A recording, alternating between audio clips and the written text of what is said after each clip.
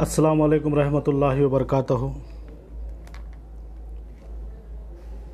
मेरा आज आपके सामने आना ये मकसद है कि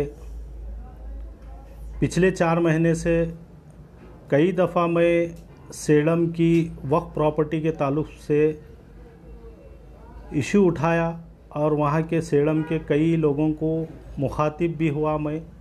उसके बावजूद भी सेडम के अवाम को ये बात समझ में नहीं आ रही कि भाई वक्फ क्या चीज़ है और मुतवल्ली क्या चीज़ है। लिहाजा ये बात मैं आपके सामने रखना मुनासिब समझ रहा हूँ कि पहले तो वक्फ बोर्ड जो हमारा है, वक्फ बोर्ड से जो जुड़ी हुई प्रॉपर्टीज़ है हमारे, वो प्रॉपर्टी एक इदारे की नहीं बल्कि तमाम मुसलमानों की प्रॉपर्टी है। वो जैसा कि हर आए दिन हमारे इदारों पे, मसाजिद पे, दरगाहों पर एक नई नई मुश्किलात आती जा रही हैं। ये सारी चीज़ें आपके नॉलेज में हैं। और रही बात, मैं सेडम की अवाम को ये खुलासा करना चाहता हूँ कि वक्फ क्या चीज़ है। वक्फ बोले तो वक्फ में जो ज़मीन है, जो दरगाह हज़रत सैयद शाह सुन्नी, वो दरगाह की जो ज़मीन है सर्वे नंबर 605, 611, 625, ये ज़मीन वक्फ बोर्ड की ज़मीन अल्लाह की अमानत है। और ये ज़मीन मुतवल्ली जो है ना, वो मुतवल्ली उसको बेचकर खा रहा है। लिहाजा किसी को भी इख्तियार नहीं कि वक्फ बोर्ड की ज़मीन फ़रोख्त कर सके। बाज़ाब्ता उसके क़वानीन है, जैसा कि अगर मुतवल्ली जो है ना वहाँ का, अगर उनकी औलाद में से भी अगर है तो उसका मुंतखब नंबर होना चाहिए।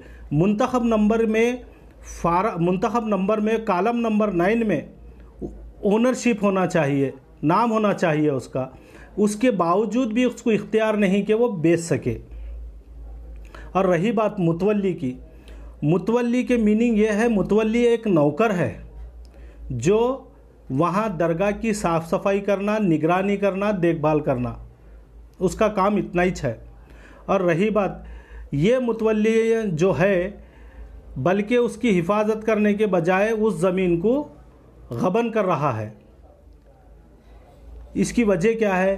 क्यों हम लोगों को रोकने की ताकत नहीं है। लिहाजा मैं आप लोगों को रिक्वेस्ट करता हूँ, ये जो प्रॉपर्टी बिक रही है एक इदारे की नहीं और मुतवल्ली की जागीर नहीं, ये प्रॉपर्टी हमारे सारे मुसलमानों की प्रॉपर्टी है। और आप लोग सोच रहे होंगे कि भाई बार बार ये आदमी वक्फ प्रॉपर्टी को बचाओ, वक्फ प्रॉपर्टी को बचाओ, किस लिए बोल रहा है? ये मेरा कोई ज़ाती मुफाद नहीं है भाई।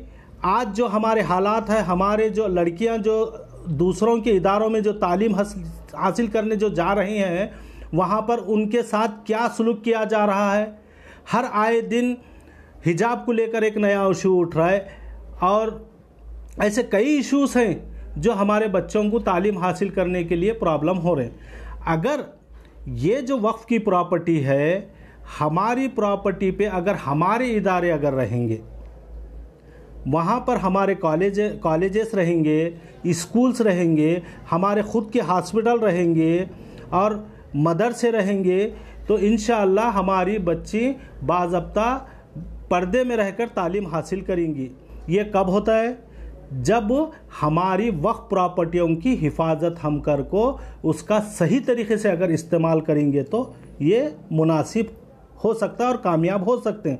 कुछ लोग हैं जो कौम को गुमराह कर रहे हैं, जैसा कि लैंड ट्रिब्यूनल में जाकर जो आर्डर कराए हुए हैं, लैंड ट्रिब्यूनल में जाने के बाद जबकि लैंड ट्रिब्यूनल वाले वक्फ को भी पार्टी बनाना, इन्हों जाकर बेवकूफ़ बने। लैंड की ट्रिब्यूनल वालों को पता नहीं वो लोग पैसा लेकर आर्डर करे या ये लोग या बेवकूफ़ बने, पता नहीं। पर लैंड ट्रिब्यूनल सुप्रीम कोर्ट से तो बड़ा नहीं है। सुप्रीम कोर्ट का आर्डर है, क़ानून है, अगर कोई प्रॉपर्टी वक्फ की अगर बेचता है तो सेक्शन 52A के तहत ये कानून है कि प्रॉपर्टी ना उन बेच सकता, ना लीज पे दे सकता, ना टेम्परवरी, ना परमानेंट। अगर वो आदमी ऐसा करता है तो उसको 2 साल के लिए कड़ी से कड़ी सज़ा है। उसके बावजूद सेक्शन 62 के तहत उसको कोई इख्तियार नहीं प्रॉपर्टी बेचने के। पहले जो हमारे बुजुर्गान दीन जिनके नाम पे ये प्रॉपर्टी रखी हुई है, वो लोग इसका इस्तेमाल ऐसा नहीं करें आप जैसा बेच कर खा रहे। उसका इस्तेमाल हमारे बुजुर्गान दीन, हमारे खानखाओं में जो बच्चे तालीम हासिल करते थे, मिस्किनों को खाना खिलाते थे, मुसाफिरों की मदद करते थे, गरीबों की मदद करते थे। और एक भी बात आप लोगों को, सेडम वालों को मैं और एक भी बात पूछना चाहता हूँ। आपके सेडम में आप एक ज़माने से होंगे, जिस दरगाह की जो ज़मीन है सैयद साद सुन्नी, आप लोगों को पता है उस दरगाह के नाम से कोई कहीं पे मस्जिद बनी हुई है, कहीं पे मदरसा बने हुआ है? देखे कभी आप लोग, जिस दरगाह के नाम से इतने एकड़ ज़मीन पड़ी हुई है, उस दरगाह के नाम से वो मुतवल्ली कहीं पे उस दरगाह के नाम से कहीं मस्जिद बनाया हुआ है या मदरसा बनाया हुआ है? गौर करो मेरी बात का। आप जागो, अभी भी वक्त है। जो बची कुची ज़मीन है वो ज़मीन तो बराबर वक्फ बोर्ड हासिल करेंगी इंशाअल्लाह, कानून ज़िंदा है।